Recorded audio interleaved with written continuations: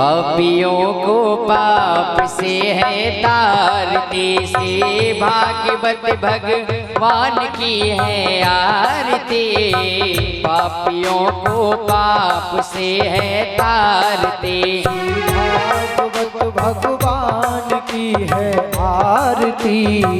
पापियों को पाप से है तारती, श्री भागवत भगवान की है आरती। पापियों को पाप से है तारती। ये अमर ग्रंथ, ये मुख्य पंथ, ये पंचम वेद निराला, नव ज्योति जगाने वाला, नव ज्योति जगाने वाला, नव ज्योति जगाने वाला।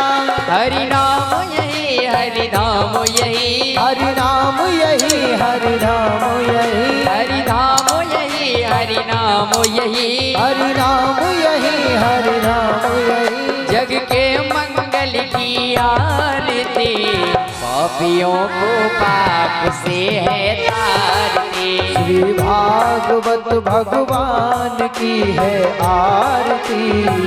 पापियों को पाप से है तारती।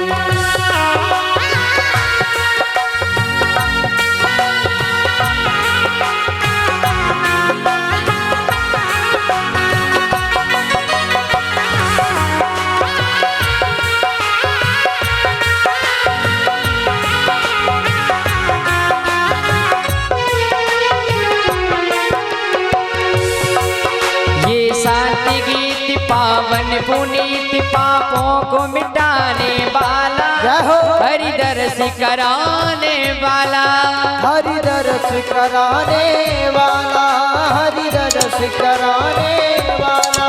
ये सुख करनी ये दुख हरणी, ये सुख करनी ये दुख हरणी, ये सुख करनी ये दुख हरणी, ये सुख करनी ये दुख हरणी। श्री मधुसूदन की आरती, पापियों को पाप से है तारती। श्री भागवत भगवान की है आरती। पापियों को पाप से है तारती।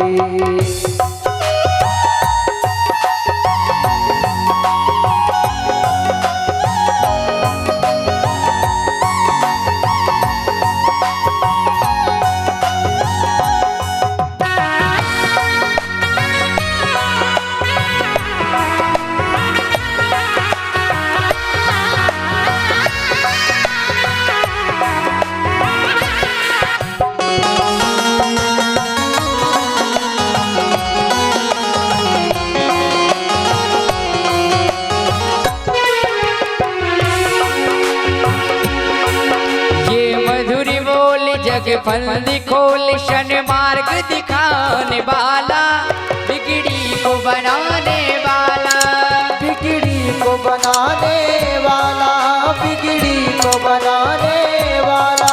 श्री राम यही घनश्याम यही, श्री राम यही घनश्याम यही, प्रभु राम यही घनश्याम यही, हनुमान यही प्रहलाद यही। प्रभु महिमा की है आरती, पापियों को पाप से है तारती। श्री भागवत भगवान की है आरती। पापियों को पाप से है तारती। श्री भागवत भगवान की है आरती, पापियों को पाप से है तारती। कर्पूरी गौरव करुणावतारम, संसार सारम भुजगेन्द्रहारम, सदाम संसमेत्यादिविन्दे भवं भवामि सहितं नमामि। त्वमेव माता च पिता त्वमेव, त्वमेव बन्धु च सखा त्वमेव, त्वमेव विद्या द्रविण त्वमेव, त्वमेव सर्वं मम देव त्वमेव, त्वमेव सर्वं मम देव त्वमेव, त्वमेव सर्वं मम देव देवा। बोली भागवत महापुराण की। देवा श्री कृष्ण गोविंद हरे मुरारे, हे राधा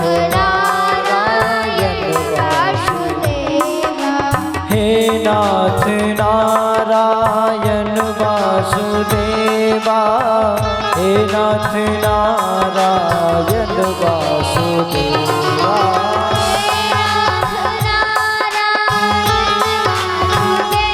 नारायण वासुदेवा।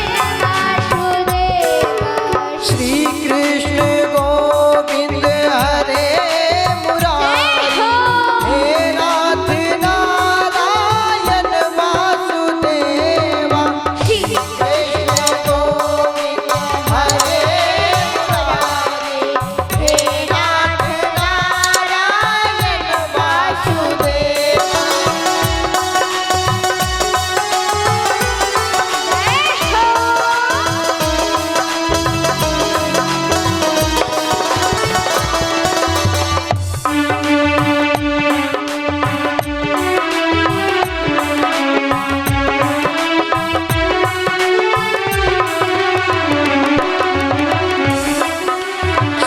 कृष्ण गोविंद हरे मुरारी हे नाथ नारायण वासुदेवा।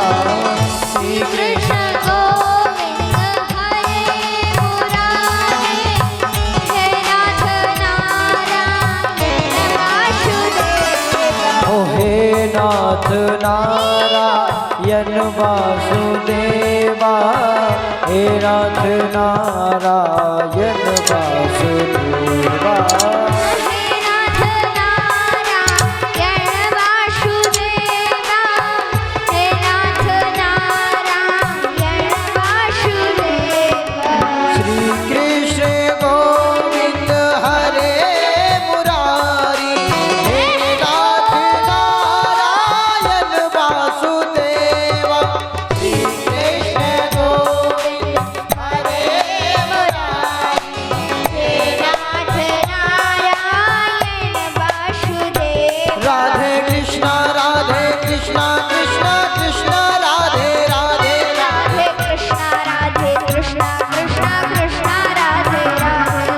कृष्णा राधे कृष्णा कृष्णा कृष्णा राधे राधे राधे कृष्णा राधे कृष्णा कृष्णा कृष्णा राधे राधे राधे कृष्णा राधे कृष्णा कृष्णा कृष्णा राधे राधे राधे कृष्णा राधे कृष्णा कृष्णा कृष्णा राधे राधे राधे कृष्णा राधे कृष्णा कृष्णा कृष्णा राधे राधे राधे कृष्णा राधे कृष्णा कृष्णा कृष्णा राधे राधे। श्री कृष्ण गोविंद हरे मुरारी हे नाथ नारायण वासुदेवा। श्री कृष्ण गोविंद हरे मुरारी हे नाथ नारायण वासुदेवा। हे नाथ नारायण वासुदेवा, हे नाथ नारायण वासुदेवा, हे नाथ नारायण वासुदेवा। बोलो कृष्ण कन्हैया लाल की जय हो। और आज ध्रुव चरित्र भी होगा सुंदर। ध्रुव जी की लीला दिखाई जाएगी, कैसे ध्रुव जी माँ से आज्ञा लेके जाते हैं और कैसे ध्रुव जी को रास्ते में नारद जी महाराज मिलते हैं। नारद जी ध्रुव जी की कैसे परीक्षा लेते हैं, उसके पश्चात ध्रुव जी महाराज कैसे तपस्या करते हैं, कैसे ध्रुव जी महाराज को भगवान मिलते हैं, भगवान विष्णु के दर्शन होते हैं और कैसे भगवान विष्णु ध्रुव जी महाराज को आशीर्वाद देते हैं। यह सब आपको लीला के द्वारा दिखाया जाएगा। तो अब हम चलते हैं कथा की ओर। एक बार सभी 88,000 ऋषि नैमिषारण्य तीर्थ में सभी 88,000 ऋषि विराजमान थे कि उसी समय सभी 88,000 ऋषियों के मध्य में उन सभी के बीच में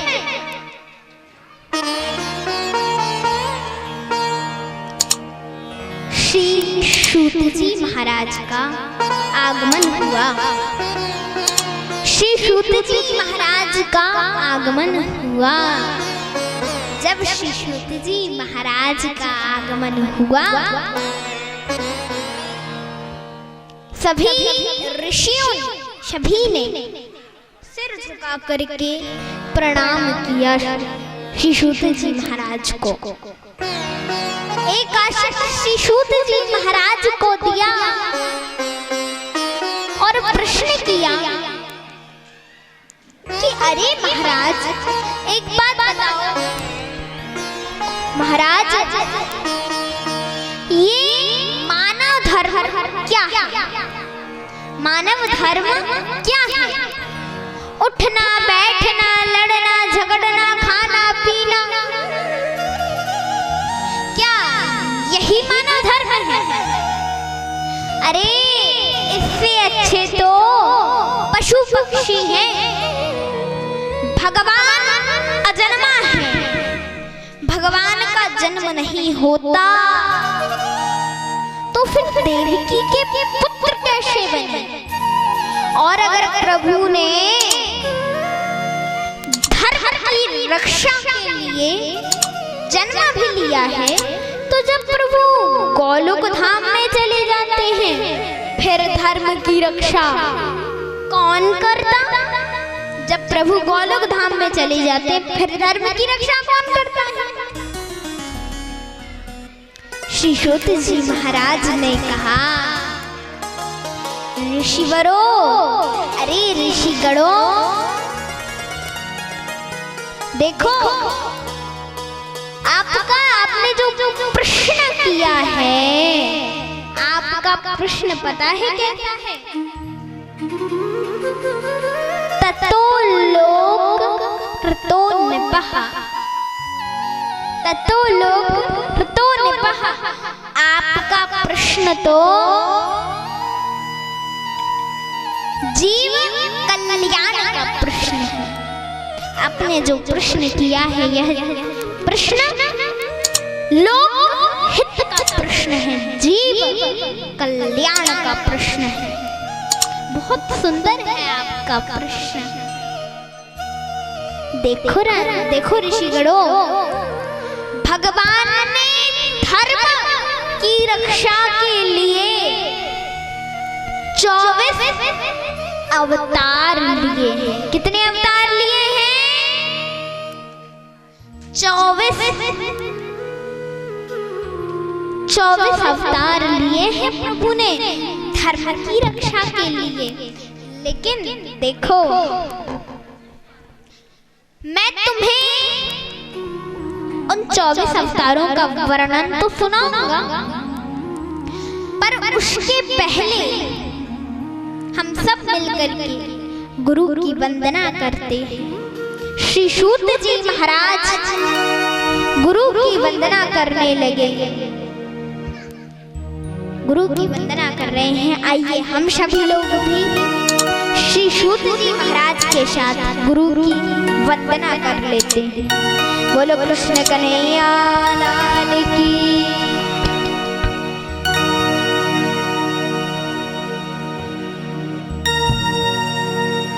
श्री गुरु चरण सरोज रज,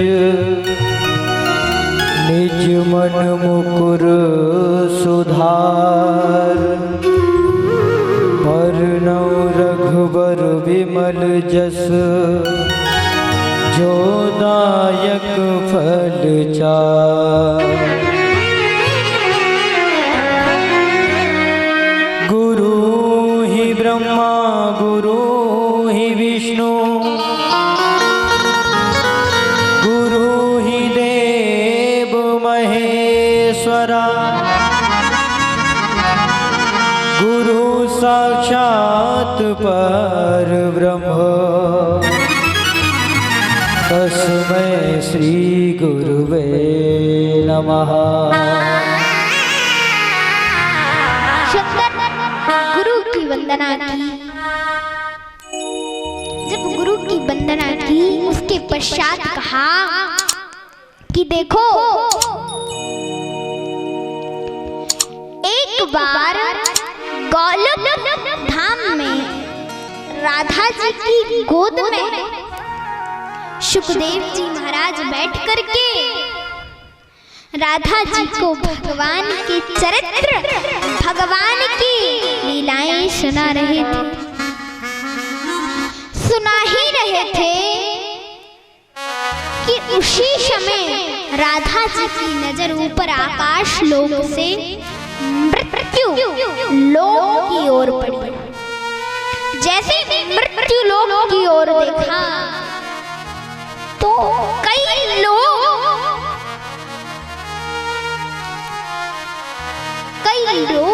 दुखी बैठे हुए थे। कैसे दुखी थे?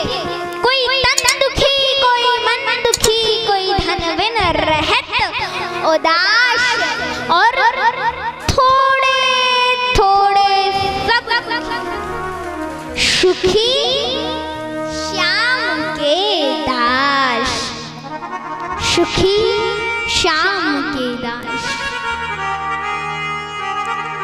सब लोग दुखी थे, कोई तन से दुखी था तो कोई मन से दुखी था, कोई धन बिन रहत उदास, कोई धन के लिए दुखी था तो कोई धन से दुखी था, कोई धन बिन रहत उदास, और थोड़े थोड़े सब दुखी सुखी श्याम के दास। थोड़े थोड़े हर प्रकार लोग दुखी थे, केवल सुखी कौन था? श्याम के दास, भगवान कन्हैया के दास, भगवान के दास। जो भगवान के भक्त थे केवल वही सुखी थे और सब लोग अनेक प्रकार से दुखी थे। राधा जी मन में सोचने लगी कि जो कथा शुक्र मुझे सुनाता है, यदि वही कथा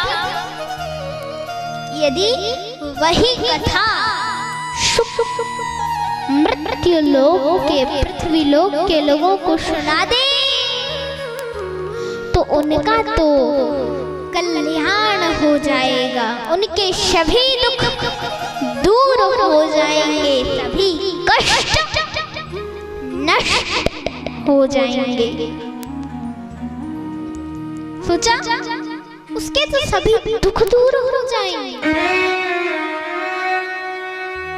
सभी पाप दूर हो जाएंगे। ऐसा सोच करके राधा जी ने सुखदेव जी से कहा, बेटा सुख,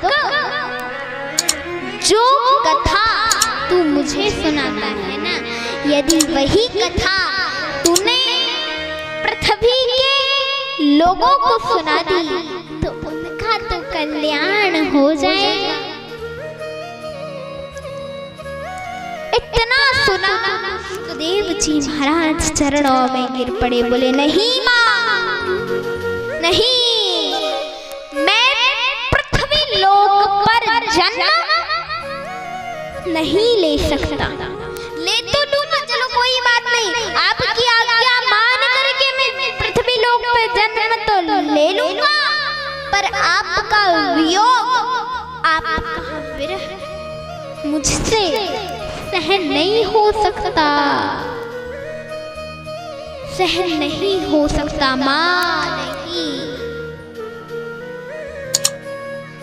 सुखदेव जी महाराज से राधा जी ने कहा, अरे बेटा शुक, अरे बेटा शुक, चिंता मत करो, अगर तुमने मेरे कहने पर पृथ्वी लोक पर जन्म ले लिया तो मैं भी पृथ्वी लोक पर जन्म ले लूंगी। राधा जी की आज्ञा मान करके सुखदेव जी ने राधा जी को प्रणाम किया और कैलाश पर्वत पर जन्म ले लिया। यहाँ नारद जी महाराज मन में सोचने लगे कि अरे सुखदेव जी महाराज ने तो ले लिया जन्म पृथ्वी लोक पर अब आगे की लीला तो मुझे ही करनी पड़ेगी। आगे की लीला तो मुझे ही करनी पड़ेगी। और नारद जी महाराज नारायण नारायण नारायण नारायण करते हुए पहुंच गए कैलाश पर्वत पर। पहुंच गए कैलाश पर्वत पर। मैया ने देखा तो मैया बोली, अरे पधारिए, आइए आइए आइए नारद जी, आपका स्वागत है। अरे नारद जी कैसे आना हुआ?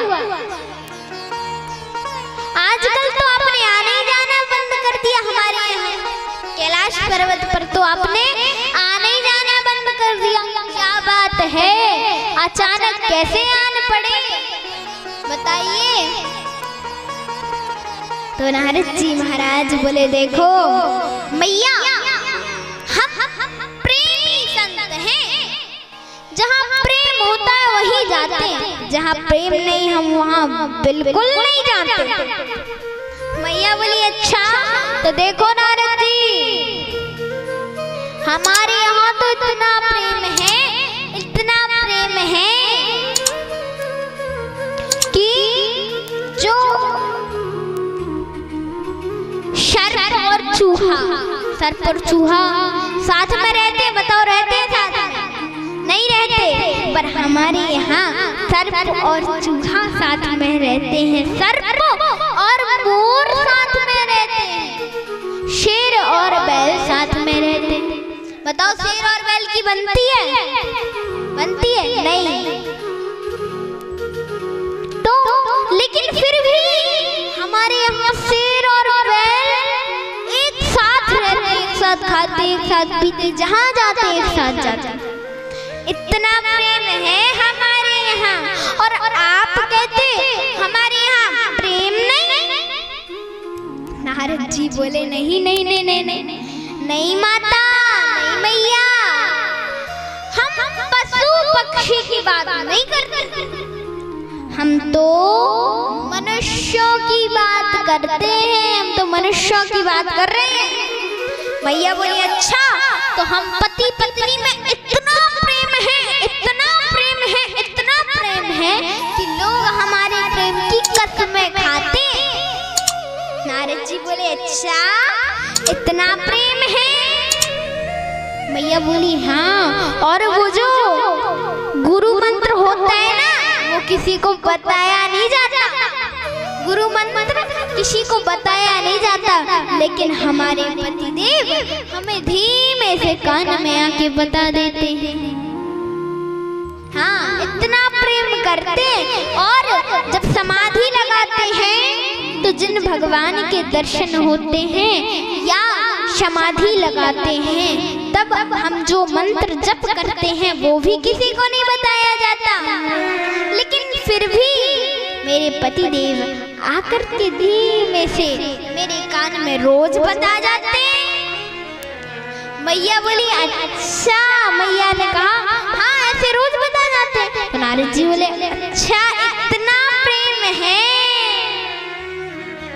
तो नारद जी बोले, अच्छा जब इतना प्रेम है तो भोलेनाथ ने आपको ये तो अवश्य बताया होगा कि भोलेनाथ के गले में जो मुंडों की माला है ना, वो किसकी है? पार्वती जी बोली, नहीं नहीं नहीं ये तो नहीं बताया। नारद जी बोले, अरे फिर प्रेम क्या खा करते भोलेनाथ आपसे? प्रेम क्या खा करते? जब आपको इतना नहीं बताया कि उनके गले में जो मुंडों की माला है वो किसकी है, तो प्रेम क्या खा करते? पार्वती जी को क्रोध आ गया, बोली, आने दो भोलेनाथ को, देखती हूँ वो अंदर से भी काले और बाहर से भी काले। आने दो भोलेनाथ। अभी तो सोचती थी कि वो केवल बाहर से काले हैं, अंदर से तो ठीक है, अब समझ गई हूँ वो अंदर से भी काले और बाहर से भी काले। आने दो भोलेनाथ को। नारद जी तो समझ गए मैया को क्रोध आ गया। नारद जी बोले मैया देखो हम तो जा रहे हैं और आपको जो कहना है तो कहती रहना, जो करना है तो करती रहना। नारद जी ने अपना वीणा उठाया और खिसक लिए। अब पार्वती जी तो क्रोधित बैठी थी यहाँ। जैसे ही नारद जी महाराज आश्रम से बाहर निकले तो भोलेनाथ मिल गए। अब भोलेनाथ ने देखा, मन में सोचने लगे नारद मेरे आश्रम से आ रहा है, जरूर कोई ना कोई झगड़ा लगा करके आया होगा, जरूर कोई ना कोई झगड़ा लगा करके आया होगा। कहा भोलेनाथ ने ऐसा क्यों सोचा? भोलेनाथ ने ऐसा क्यों सोचा कि झगड़ा लगा करके आया होगा? देखो आप ही सोचिए, जैसे आपके घर में कोई नई बहू आई और आपके आसपास कोई चुगली करने वाले माता जी रहती हैं और वो आपके घर में जाएं, आप कहीं गए हो, वो आपके घर में जाएं, आप लौट के आए कि उनका आपके घर से निकलना हुआ, तो आप दूर से देखोगे तो क्या सोचोगे कि जरूर ये कोई ना कोई झगड़ा लगा करके आई होगी। सोचोगे कि नहीं सोचोगे? बताओ, यही सोचोगे ना कि ये कोई ना कोई झगड़ा लगा करके आई होगी।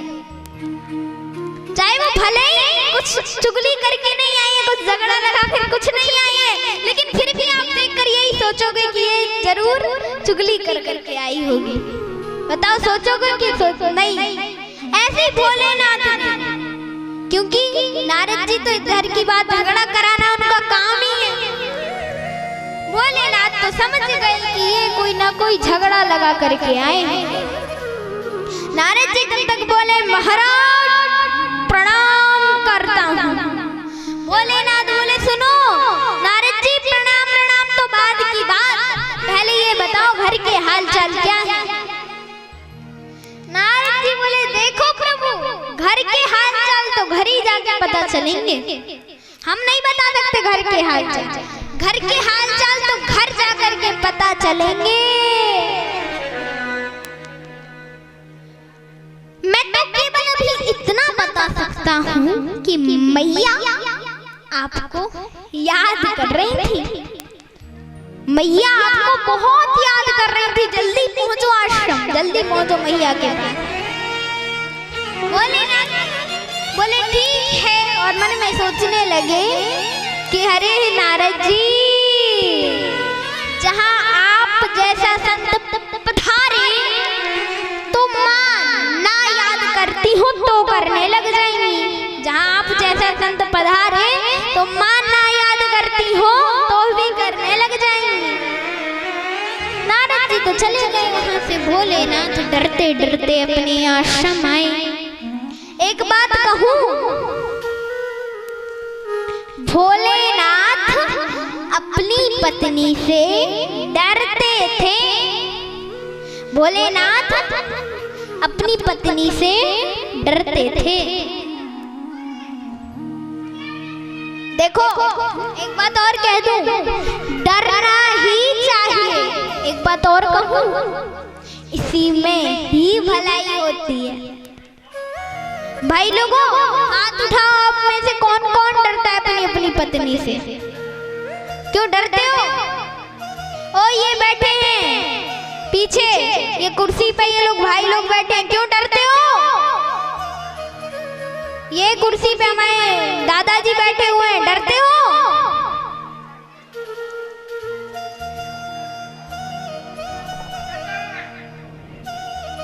ओ सफेद साइड वाले दादाजी, डरते हो? ये सफेद तौलिए डाले हुए हैं, डरते हो?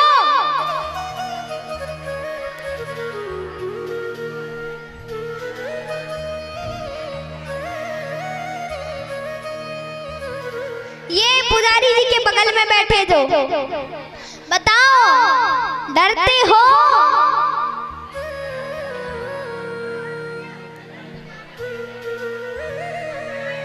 हम पुजारी जी की बात नहीं कर रहे, पुजारी जी का तो विवाह ही नहीं हुआ है। ये बगल वाले डरते हो? नहीं डरते? डरते हैं? डरते हो तो हाथ उठाओ। डरते हैं? डरते हैं। और आप जजमान जी, आप डरते हो? सही बताओ, डरते हो कि नहीं डरते? नहीं डरते? और कोई डरता हो तो हाथ उठा लो, उठा लो हाथ, शर्माओ मत। देखो डरना चाहिए, डरना ही चाहिए, इसी में ही भलाई है। वो पुजारी जी के छोटे भाई कहाँ गए? सबसे छोटे वाले।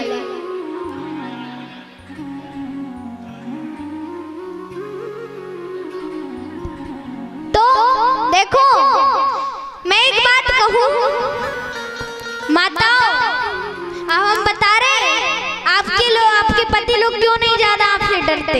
उपाय बता रहे हैं ना, आप लोग डराती नहीं होगी ना, इसलिए नहीं डरते। पार्वती जी डराती हैं। कैसे डराती हैं? देखो, अब जैसे भोलेनाथ पहुंचे अपने आश्रम, पार्वती जी से बोले डरते डरते, देवी क्या बात है, क्यों उदास हो? पार्वती जी बोली, अरे आप अंदर से भी काले और बाहर से भी काले। भोलेनाथ बोले, क्या बात है देवी, इतनी क्रोधित क्यों हो रही हो? पार्वती जी बोली, पहले ये बताओ, आपके गले में जो मुंडों की माला है वो किसकी है? भोलेनाथ बोले, देवी इसमें क्रोधित होने की क्या बात है? आपने आज तक पूछा नहीं तो हमने बताया। आपने पूछा नहीं, हमने बताया। ये जो हमारे गले में मुंडों की माला डली है ना, गिनो इसमें कितने मुंड लगे, गिनो इसमें कितने मुंड लगे हैं। इसमें जितने भी मुंड लगे हैं, समझ लो इतनी बार ही तुम्हारा मृत्यु और जन्म हो चुका है। कहा अच्छा? भोलेनाथ बोले, हाँ देवी, मैं तुमसे इतना प्रेम करता हूँ, जब तुम्हारी मृत्यु हो जाती थी तुम्हारा मुंड इस माला में जोड़ लेता था। पार्वती जी बोली, अच्छा प्रभु,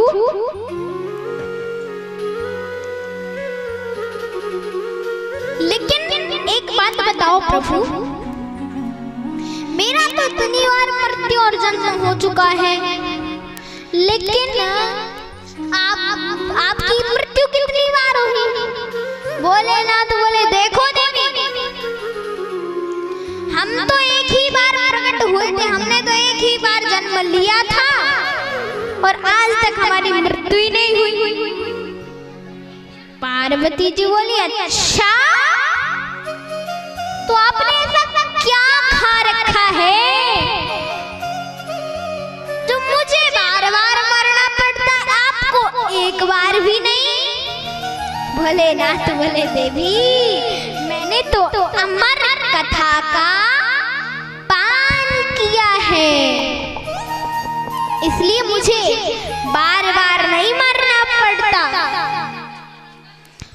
पार्वती जी चरणों में गिर पड़ी, बोली, महाराज मुझे भी अमर कथा सुनाओ, मुझे भी अमर कथा सुनाओ, मुझे भी अमर कथा सुनाओ ना, मुझे भी अमर कथा सुननी है।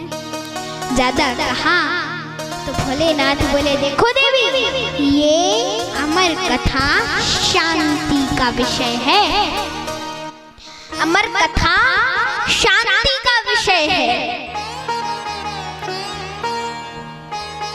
और भोलेनाथ ने अपने डमरू को डम डम डम डम डम डम डम डम करके अपने डमरू को बजाया। यहाँ भोलेनाथ अपने डमरू को बजा रहे हैं। आइए हम सभी लोग एक छोटा सा भजन कर लेते हैं। बोलो कृष्ण कन्हैया लाल की, बोलो राधा रानी सरकार की।